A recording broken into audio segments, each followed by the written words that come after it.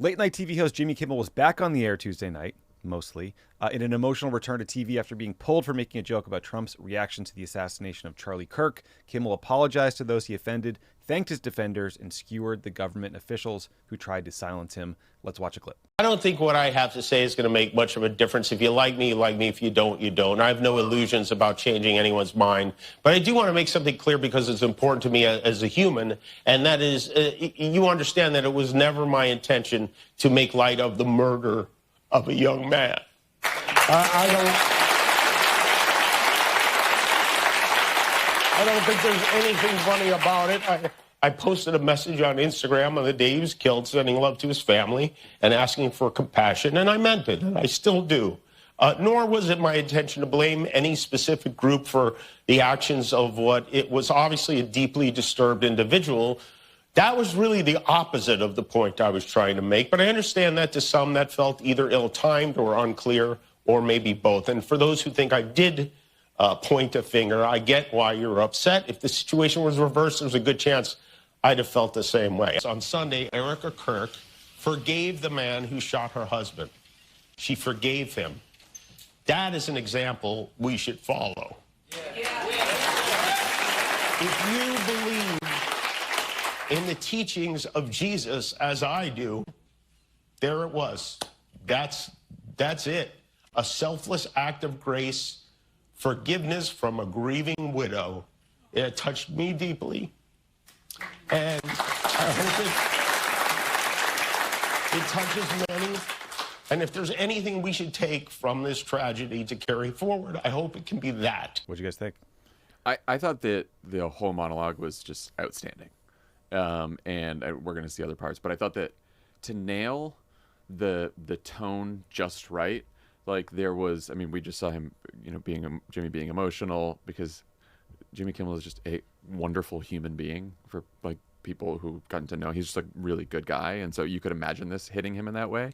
And so I think he was, but to do that and then also be really tough on Trump and make jokes about Trump and Brendan Carr and all the other kind of stuff. I thought it was really, really well done.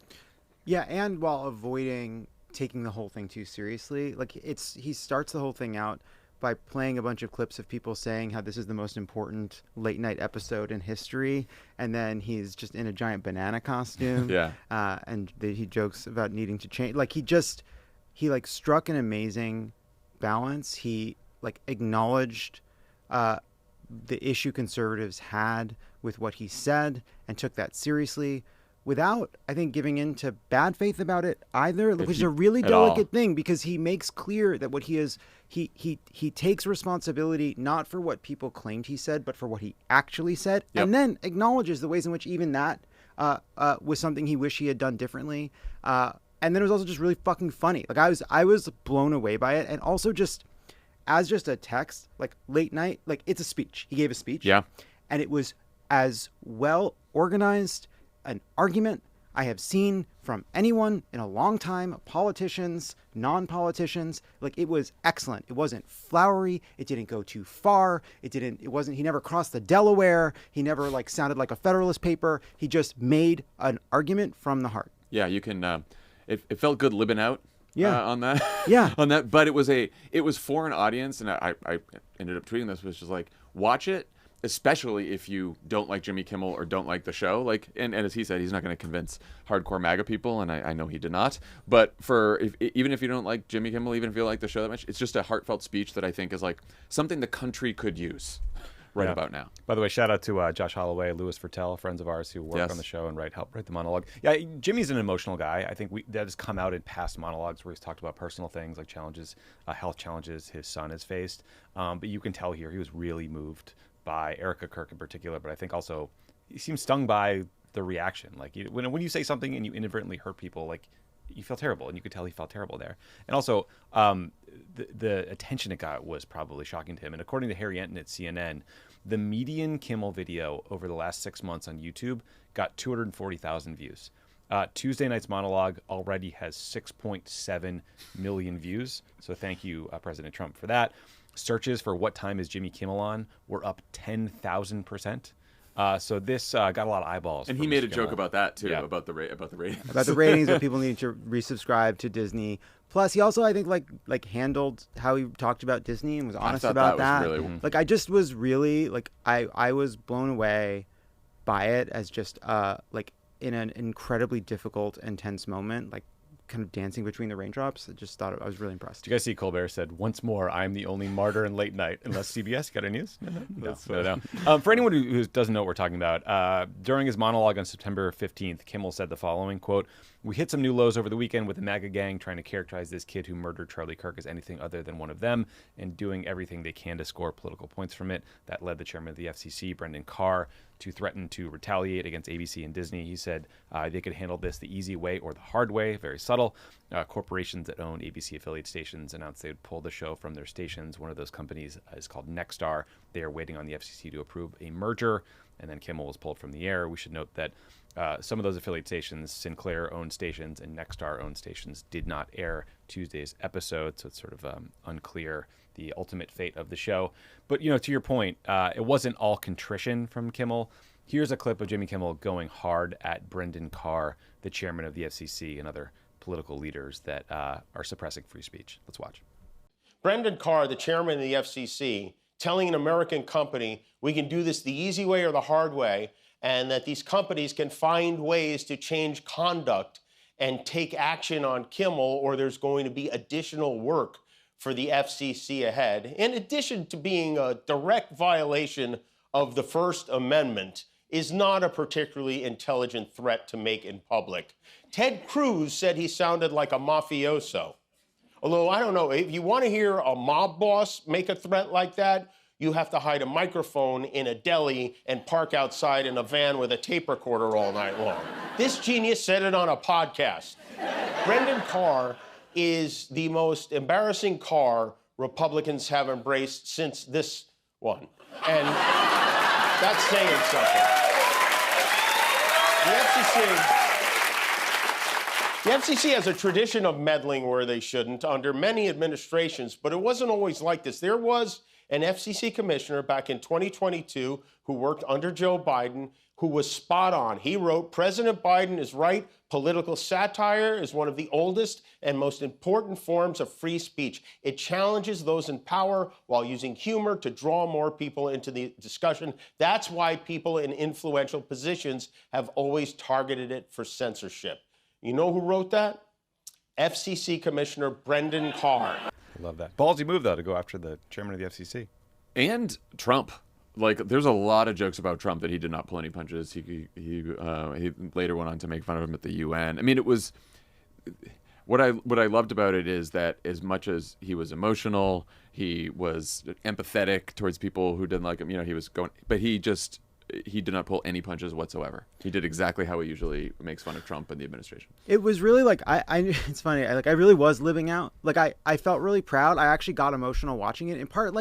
In part because it was so obviously true, and he uses everybody's quotes against them. He uses Ted Cruz. He talks about all the people that came out against it, and when we talked about this on PSA, we didn't know yet that Nexstar and Sinclair were still going to preempt, and so we were talking about that one possibility was that maybe what happened is Kimmel had been pulled because they were hoping that they could talk this out and get him back on as quickly as possible.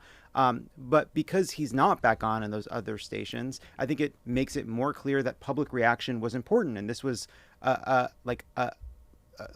reaction, the cancellations of Disney Plus, the fury at a company bending to Trump clearly played some role in the fact that he's back on the air, and seeing this and seeing how confident he was and proud he was to be out there, it was a reminder too that hey, we Trump is faking it till he makes it, and we don't have to give in to that. Yeah, I thought that it was watching. I was like, this is a good way to buck everyone up. Yeah. And if you are another comedian or entertainer or run a company, you should not fucking be afraid of this guy. Yeah. And I thought that was a good message too.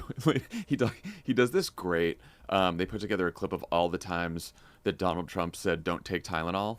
And they repeated a couple clearly for humor. They had to have, because I watched that. Yeah, I thought so too. But it was so funny how many times he said it. And then he said, "Yeah, follow the advice of Donald Trump, and you too can look like a glazed ham with deep vein thrombosis." That's good. That's good. Oh yeah, I do hope what other comedians and entertainers take away from this is to be brave in the face of a clear authoritarian movement. And I'm also glad he called it the hypocrisy, because it's very obvious that Trump is not giving up on this issue and going after Kimmel. Let's put up his post on Truth Social from Tuesday. I'll read a bit of it too. This is from Donald Trump. "I can't believe ABC fake news gave Jimmy Kimmel his job back. The White House was told by ABC that his show was canceled. He is yet another arm of the DNC. To the best of my knowledge, that would be a major illegal campaign contribution. I think we're going to test ABC out on this. Last time I went after them, they gave me $16 million. This one sounds even more lucrative."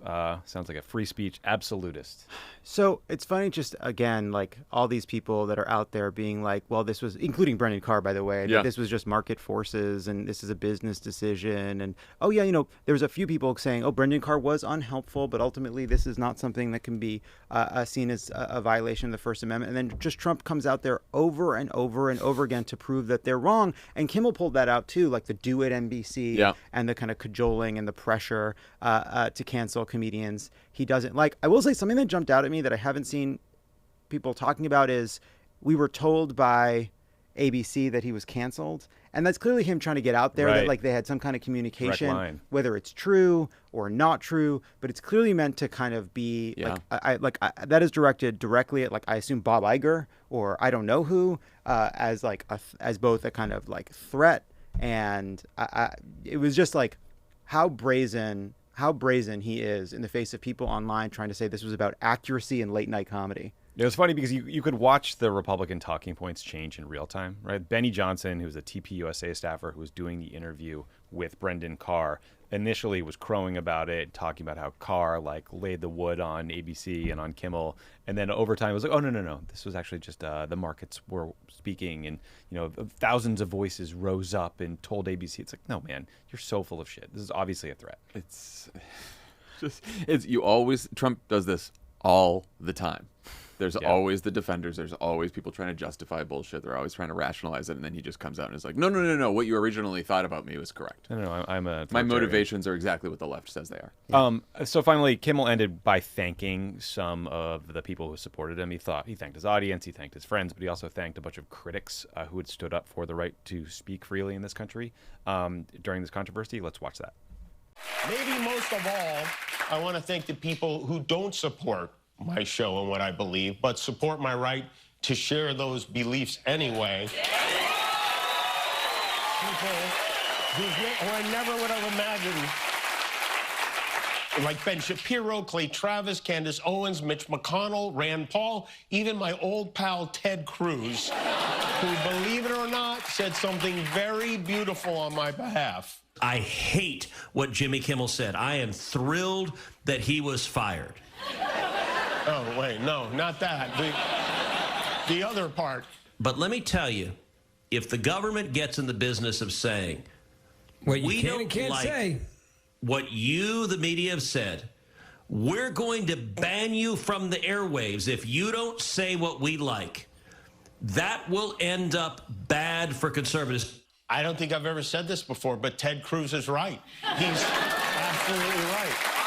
Yeah, it was great. I also we all noticed yesterday that there was this poll that came out that said 99% of people oppose political violence, but it's not something you might notice if you're online all the time, because it's a bunch of people finding those that are celebrating it and others declaring that we're in the middle of a civil war.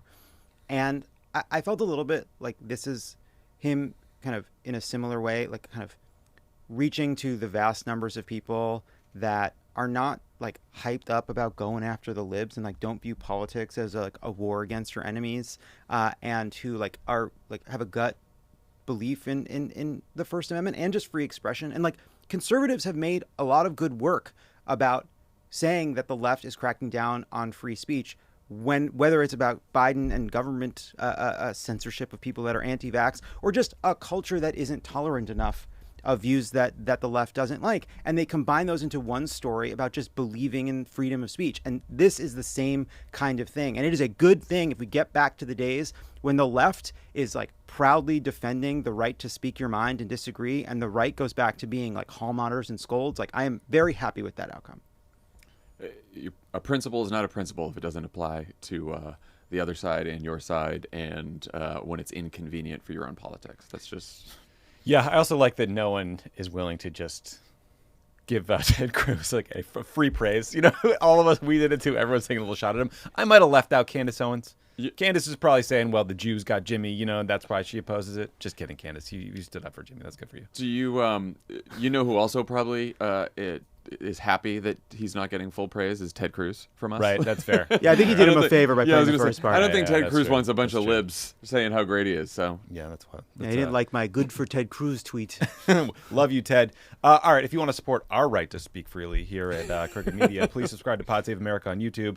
As you can tell, when you search on YouTube, you're more likely to find Ted Cruz or Benny Johnson or a bunch of right-wing crap than factual information from a progressive perspective. And when you subscribe to Pod Save America, you help us grow our channel and get people good information. So please do.